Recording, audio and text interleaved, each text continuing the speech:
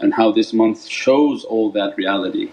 That we left the horrific reality of pride and bad character, and that the true path, they say 72 groups will go astray and one group is right. Not by name, who the group, oh this is my group, no group. The 72 groups that clearly operate from only their head have no observance of love and muhabbat. They have to teach love, they have to teach compassion, they have to teach good character, and this has nothing to do with wildness and breaking Islamic law. It's adherence to Allah's laws that makes the person to have good character and stay within the boundaries of self-discipline. As a result of these good characters, the only one true path is the one that has ishq, love, muhabbat and self-sacrifice, and that's the path of Imam al-Husayn shows for us. There's no philosophy, it's you have to do exactly like that. That you have to live a life of good character, a life of coming against oneself and facing one's fate. And that's the immensity of Muharram that comes to show that this is a path towards a pilgrimage, but this is the path of my life. My life is to exemplify Allah wanted, what Prophet wanted, what his holy companions wanted, and the best example of what his holy family. That by family they didn't have a status in which they don't have to do religious practices, but the holy family of Sayyidina Muhammad lays the foundation, no we have to do more. That we have to be held to a higher standard and we have to show by example. We don't march behind, we march in forward, we march in front. And that's the concept, is that people have to see that you're an example, an exemplar of faith, and that you're doing the practices and that you're trying to struggle with yourself. So Muharram opens with that example, and then the khuluq and character are set forth in these examples. As a result of this self-sacrifice and effacing, we arrive to the birth of Mawlana Shah Naqshband, whom is Hassani wal Husayni, and an example of the family again. That if you want to reach these realities and the secrets of Qur'an emanating from the soul and the heart of Prophet then reflect inward. Who knows himself and goes into the reality of the self to achieve the reality of Hu, an emanating power that resonates within the heart of their being. So I have to go through all my garbage, all my dunya, all my physical characteristics, all that this world has given me as a name and what they wanted from me and what I was supposed to achieve of this material world. I have to go through all of that digging because I have to go inside, it's not outside. And I have to understand what is this, that the nafs, and what is governing and blocking from myself and my path of self-realization, so that I can reach to the reality of that Hu. And that's when we describe Hu is an essence of power. But for us the huruf is teaching us, the hay is for hidayat and guidance, so you write the hay and it's for guidance. And the waw that I'm trying to reach, it has to do with wadood and love. So it means that in the inner core of that power, Allah's letters are teaching us that the guidance has to be love. The guidance has to be a true Divinely guide, and the foundation of that guidance has to be love, not aql and the mind and the false intellect in which people think it resides within the mind, but the intellect that awliyaullah know that resides within the heart. The ulum and knowledges that are flowing from a loving heart, a loving fountain, not the knowledge that flowing from a memorized head. So there are people who have photographic memory, when they speak it's not from their heart, they were not trained. It's not something coming from the heart, it's something that they have an ability to memorize and talk, memorize and talk, memorize and talk. And this is not the path of head and just you read it and you speak it. This is the path of experience. You read it and heard it from your shaykh, you lived it, you were tested and brought up and down by it. As a result you are it, you are the path. You're not speaking about the path, you're not only looking at the path, but you are walking and a walking example of the path. So then that guidance of hidayat and wadood. So they seek out the reality of real guidance, that its foundation is love. Not passion of the physical world but a divine love.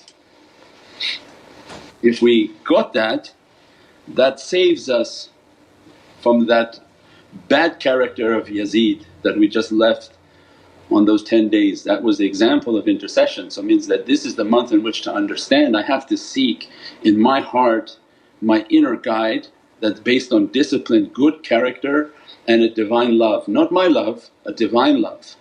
My love could be a free willy and just all over the place, and that like hippie movement. That's not this love. This is the love for Allah and respect for what Allah asked of me, and out of my love it's my inner core that wants to fulfill that love.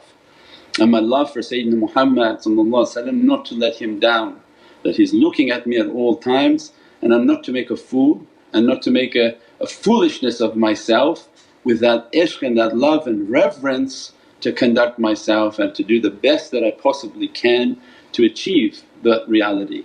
That's the searching for the inner who, to unlock that reality, that which governs it. So nafsuhu, what is this being that is trying to govern me so that I can reach to the reality of that inner guidance of love. And if I reach to the inner guidance, we said before, your inner compass will attract an outer reality. When we begin to work on the inner core, inner reality, begin to cleanse, these are my character defects, I have to work on them, I have to do my zikr to bring down my anger, I have to bring my zikr to bring down jealousy, to bring bad characteristics, to bring back bad talking and snapping back at people. All of those have to be brought down, because that which is within me is going to attract something outside of me, because this is called magnetism. We talked about this in the struggle against inner demons. People say, I don't know why Shaykh, I'm always something negative is coming towards me. And this was the realities of magnetism. Yes, when your inner demon is strong, he calls all the other demons around, and that inner demon is attracting all sorts of external demons, and many bad things become and move towards these people. So it's the inner fight that's important. When I begin to cleanse and fight the inner demon, so that to beat him and stop calling upon these outer demons. So like movies and analogies for people to understand, that inner shaitan, he's yelling so much and attracting all the shaitans. You come here, come here, come here, and all of a sudden you're having always difficulty coming to you. That's why Prophet said, how much you want to fight outside?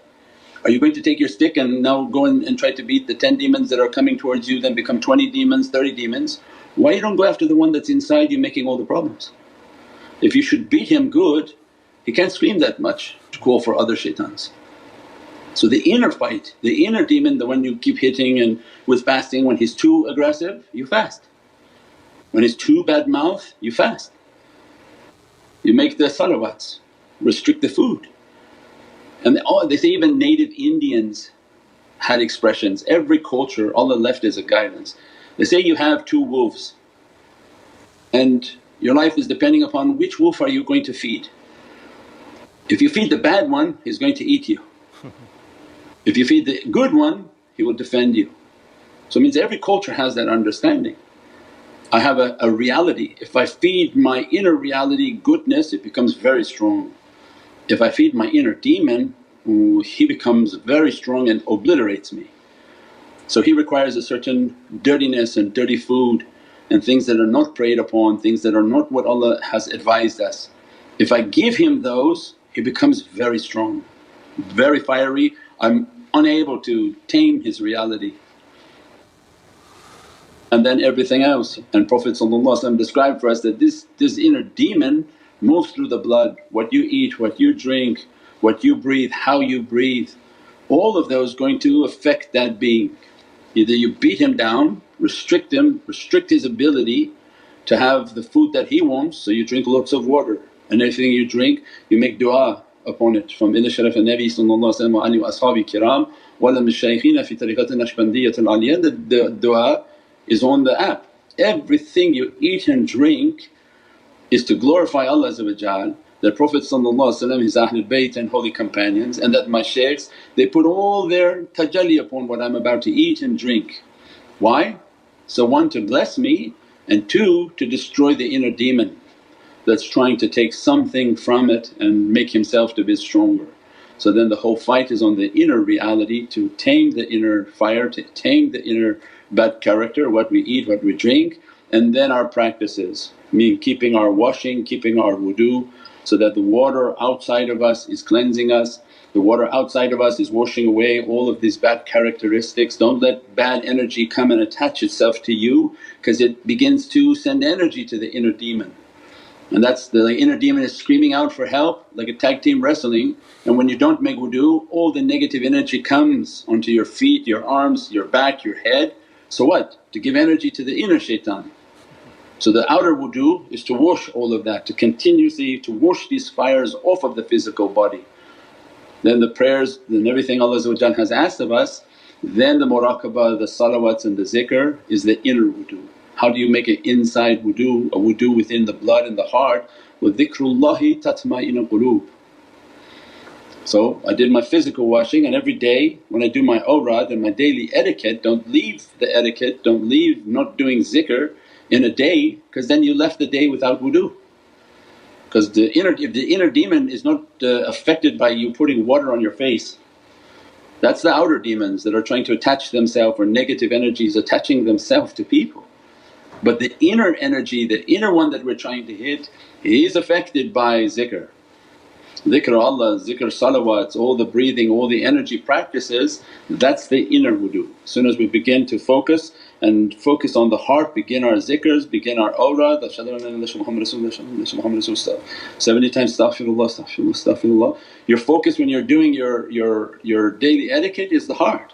That energy emanates like a fire within the chest and begins to radiate out, so that that inner demon and inner negative energies begin to burn. And that's why the awrad is so difficult to do. People say, oh I don't know what to do with it, so I don't want to do it, I fall asleep. And then the inner shaitan is telling you and reminding you, don't do that, don't do it now, don't do it now. Until it's 11:30 you're about to go to sleep, oh it's so late, and then if you're supposed to do it then now do it now, do it now.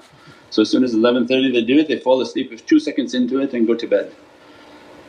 But that's not the way. They do the awrad at the beginning of the day, so that you have finished that and that your whole day is blessed, your rizq is blessed, your sustenance is blessed, your protection is blessed. And everything that Mawlana Shaykh gave for us from the awrad that we have to do, the recitations during the fajr, they're all to have a blessed day. And everything to bring the rizq and sustenance for the servant. The shaitan is trying to make it to go farther and farther away, to make that